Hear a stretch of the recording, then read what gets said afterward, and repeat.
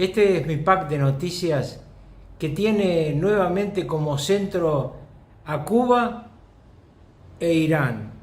También vamos a hablar de Venezuela, pero Cuba e Irán son objetivos muy claros de la administración Trump.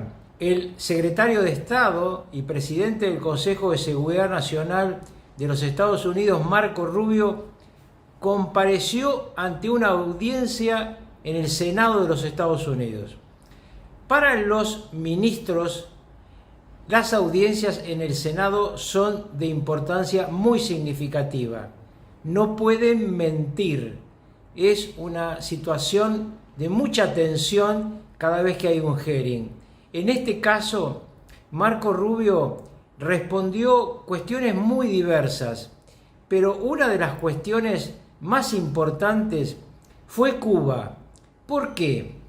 Porque la administración Trump está en el medio de todos los conflictos que tiene en el mundo, mirando permanentemente el 3 de noviembre. El 3 de noviembre son las elecciones de medio término en los Estados Unidos. Elecciones que históricamente los presidentes pierden, pero que Donald Trump siente que perdiéndolas este año, el ataque demócrata va a ser demoledor. Está muy polarizada la realidad política norteamericana.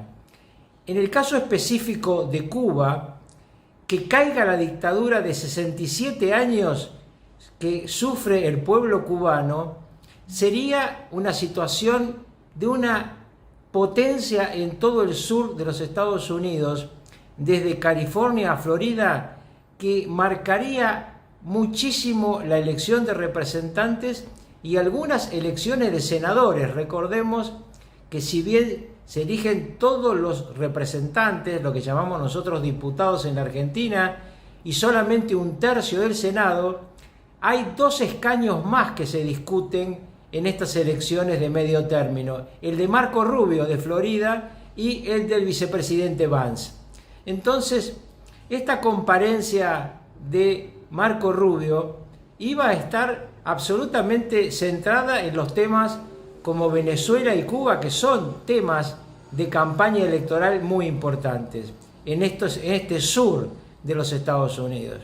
En el caso específico de Cuba, como ustedes saben porque lo vengo informando, Donald Trump ha ordenado un cerco naval de gran magnitud, un portaaviones, el que ya hemos llamado símil portaaviones que operó frente a Venezuela y que funcionó como la base operativa táctica tanto de la libertad de la que yo llamo Corina Machado, la Juana de Arco del Caribe, como en la extracción del delincuente expresidente usurpador Nicolás Maduro. Bueno, esa nave, ese 6.000 portaaviones, un portaaviones, destroyer y un submarino clase Ohio están cercando la isla de Cuba. Y en ese cerco, lo fundamental parece ser hasta el presente que no van a dejar entrar petróleo. Es decir, que no van a poder llegar ni los cargamentos que compró en África, Cuba, ni cargamentos que vengan de México, y por supuesto no le van a mandar de ninguna manera la nueva administración venezolana petróleo a Cuba. Pero escuchemos con todas las sutilezas que tiene lo que contestó sobre este tema Marco Rubio. Public commitment today to rule out U.S. regime change in Cuba. Regime change? Yes. Oh no, I think we would love to see the regime there change. We would like to. That doesn't mean that we're going to make a change, but we would love to see it change. There's no doubt about the fact that it would be of great benefit to the United States if Cuba was no longer governed by an autocratic regime. But you know what we mean by regime change. We don't mean I wish someone else were in charge. When we talk about regime change, we're talking about using the power of the United States, usually kinetic power, but often other kinds of coercion. And I'm not even saying that that's always not in our interest. I'm just saying, I'm not asking you whether we would prefer a different kind of government. I'm asking whether you are trying to precipitate the fall of the current regime. Yeah, but that's statutory. The Helms-Burton Act, the U.S. embargo on Cuba is codified. It was codified in law, and it requires regime change in order for us to lift the embargo. Cuando Marco Rubio se refiere a la ley Helms-Burns, lo que está poniendo es el límite a lo que puede hacer. No es una invasión lo que va a hacer Estados Unidos de Cuba, es un cerco por asfixia, aquello que la ley Helms-Burns mandaba. Entonces es muy importante que comprendan que Cuba es un objetivo de Trump y de Marco Rubio, y es un objetivo cercano, es para octubre o es para antes de octubre, es para que en las elecciones del 3 de noviembre eso pese muy fuerte a favor de los republicanos. Pero el otro punto central de esta situación de tensión es claramente Irán, porque ahí ya no estamos hablando de las declaraciones de Marco Rubio, estamos hablando del ultimátum que ha hecho el presidente de los Estados Unidos a Irán, con condiciones que Irán no puede aceptar. Una de las características que ha tenido siempre la relación de Trump y Netanyahu sobre el régimen de los ayatolá iraníes es ponerle condiciones que ellos no van a aceptar. Entonces, en la primera oportunidad, con condiciones muy duras que Irán no aceptó o demoró, llegó el bombardeo Martillo de Medianoche, aquel bombardeo que en su momento yo conté con mucho detalle, 35 horas de vuelo, reaprovisionamiento en vuelo de los aviones fantasmas, bombardeo de las 3 centrales de enriquecimiento de uranio. Bueno, ahora otra vez Trump pone condiciones que Irán no puede aceptar. Y de eso se trata la siguiente etapa de este conflicto. ¿Va a haber un ataque o no de Donald Trump? Por supuesto, un ataque quirúrgico, no una invasión, como algunos suponen. Un ataque quirúrgico como el que implicó la extracción de Maduro, pero no ahora para extraer un líder, o quizás sí, sino fundamentalmente para destruir las bases de ataque de Irán, para que Irán no pueda responderle ni al portaaviones Abraham Lincoln, que ya está en zona de combate, ni a su flota, se decía que iba a atacar con enjambre de drones, ni tampoco pueda hacerle un daño excesivo a Israel. Israel se queda como segunda hipótesis, es decir, si Irán ataca, Israel va a atacar. Y Netanyahu ya ha dicho que el ataque será demoledor. Algunos analistas suponen que Israel, ante un ataque de gran magnitud de Irán, podría utilizar un artefacto nuclear. Vamos ahora al tercer punto de este informe de noticias, que es Venezuela. Sobre Venezuela también respondió el secretario de Estado de los Estados Unidos y presidente del Consejo de Seguridad Nacional en ese hearing en el Senado al que me referí cuando hablaba al comienzo de este informe de Cuba. Y ahí volvió a ser muy claro: va a tener que ir Delcy Rodríguez hacia la democracia, va a tener que liberar a los presos y va a tener, no lo dijo esto, pero va a tener que modificar la cúpula militar para que la DEA pueda certificar que los nuevos ascensos de los generales que van a ir a cada uno de los distritos de Venezuela no estén vinculados al narcotráfico. Pero además de lo que ahora van a escuchar, tengan presente que ayer Marco Rubio volvió a conversar con Corina Machado. Es decir, que empieza a moverse las piezas políticas dentro de una Venezuela que a cada rato trata de corcovear para sacarse el jinete norteamericano de arriba. Pero si la yegua corcovea demasiado, se la van a comer. Bueno, hasta la próxima, y espero que sigan estos temas porque son temas que vale la pena ampliar en otros medios de comunicación. Ahora, escuchen, para cerrar esto, primero a Marco Rubio hablando de Venezuela, y luego, como detalle simpático, lo que dice Cayetana Álvarez de Toledo en el Congreso de España respecto a Delcy Rodríguez y Rodríguez Zapatero. Have elections. You can have elections all day. But if the opposition has no access to the media, if opposition candidates are routinely dismissed and unable to be on the ballot because the government, those aren't free and fair elections. That's the end state that we want. Free, fair, prosperous, and friendly Venezuela. We're not going to get there in 3 weeks. It's going to take some time. To that end, the authorities there deserve some credit. They have passed a new hydrocarbon law that basically eradicates many of the Chavez-era restrictions on private investment in the oil industry. It probably doesn't go far enough to attract sufficient investment, but it's a big step from where they were 3 weeks ago. So that's a major change. We made multiple attempts to get Maduro to leave voluntarily and to avoid all of this. Because we understood that he was an impediment to progress. You couldn't make a deal with this guy. Acknowledging is that today, as it stands, whether we like it or not, the elements of control in that country, the people with the guns, the people that control the guns and the institutions of government there, are in the hands of this regime. So we either, on the one hand, we're getting criticized. Some people are saying we don't want regime change. On the other hand, we're being criticized for not undertaking regime change. Mr. Secretary, what we're trying to trigger here is a process of stabilization, recovery, and transition to something where Maria Corina and others can be a part of. You and that's what we're working for. respect. To be clear, and I'll share with you what I've shared publicly.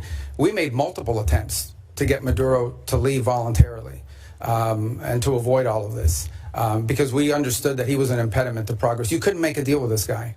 Okay? This guy has made multiple deals. He's broken every one of them. He's just simply not a guy you can make a deal with. He had no intent of keeping it. What he wanted to do was tap us along and buy 3 years of time until he could deal with a new administration that he thought may be more favorable, etc.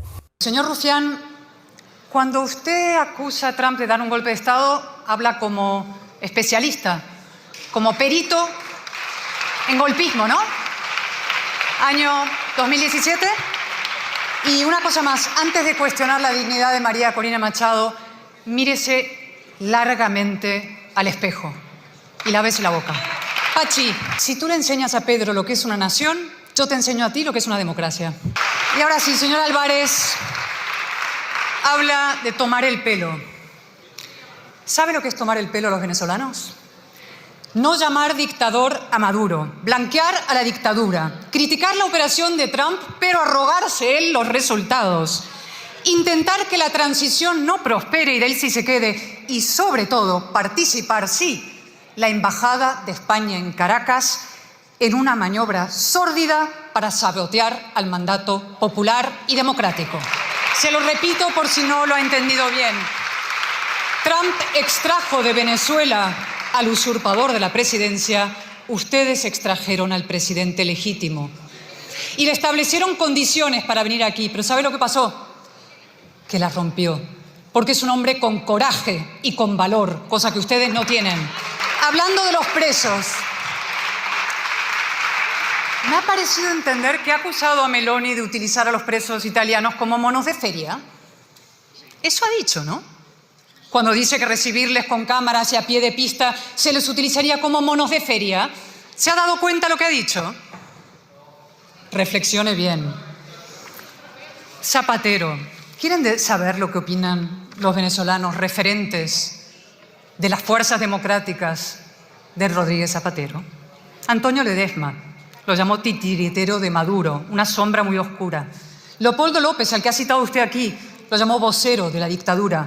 Lorenz Salé, preso político, torturado, operador político de la tiranía. Sergio Contreras, también torturado, lo llamó el mayor enemigo de la libertad en Venezuela y contó sus prácticas. Julio Borges, que estuvo en aquel primer proceso dominicana de negociación, dice, ha sido siempre un representante de los intereses de Maduro. A mí me amenazó, me dijo, tú no has conocido mi peor lado, vas a ir preso, vamos a ir con tu familia. ¿Sigo? Sí, sigo. María Corina Machado. ¿Sabe lo que dijo hace poco ella? A estas alturas solo espero que se haga a un lado y permita que los venezolanos podamos liberar con dignidad a todos nuestros presos políticos y a los 30 millones de venezolanos. Zapatero ha sido el gran blanqueador de la dictadura con ustedes. Y añado más, siempre utilizan esa vía espuria, ¿no? El diálogo, las palabras bonitas para revestir la maldad. Léase usted el impresionante discurso del presidente del Comité del Premio Nobel de la Paz. Léalo, lo ha hecho. Lo ha hecho, señor Álvarez, lo ha leído. El párrafo donde dice, en los sistemas autoritarios, el diálogo puede conducir a mejoras, pero también puede ser una trampa. El diálogo se utiliza a menudo para ganar tiempo, generar división y controlar la agenda. Exactamente lo que ha hecho Zapatero y lo que han hecho ustedes. Zapatero participó en una veintena de procesos. Todos sirvieron para dar oxígeno a la dictadura. Llaman diálogo a la claudicación, discreción a la corrupción, paz a las cárceles, estabilidad a los cementerios, fascistas a los demócratas y amigos a los torturadores. Estos sí responden con cariño muchas veces. Delcy ha llamado a Zapatero mi príncipe de las tinieblas. A Coldo lo ha llamado K, con una confianza corrupta. Por curiosidad, señor Álvarez, ¿a usted cómo lo llama? ¿A? ¿De acólito? ¿De aliado? ¿De adlátere? ¿De alcahuete? Se ha vuelto a postrar aquí dentro, en esta Cámara, ante una torturadora. Y acabo ya. Con una última cosa. Un dato, a veces hay un dato que lo resume absolutamente todo, ¿no? Que a mí me impresionó, debo decir, profundamente. Pedro Sánchez no fue capaz de felicitar a María Corina Machado por el Premio Nobel de la Paz. Y mire que era fácil, un simple tuit. Los periodistas en una entrevista le preguntaron, ¿por qué no ha felicitado a la Premio Nobel? Y él dijo, no, yo es que nunca felicito a los Nobeles. 5 segundos en su timeline bastaron para desmentirlo. Había un reguero de felicitaciones. La pregunta es, ¿por qué? ¿Por qué prefirió quedar como un mentiroso compulsivo, que lo es, antes que irritar a la cúpula criminal chavista? ¿Tan cogido lo tienen? A ver si hablan el Pollo Carvajal y José Luis Ábalos y todos los demás y Maduro y nos lo cuentan. Y acabo con una cosa. Mire, nosotros también, señor Álvarez, queremos a Maduro de vuelta en Venezuela. Lo queremos con Delcy Rodríguez, con Jorge Rodríguez y con Diosdado Cabello. Los 4 en el helicoide. Hasta la próxima. Es la marcha del león, rugiendo cada vez más.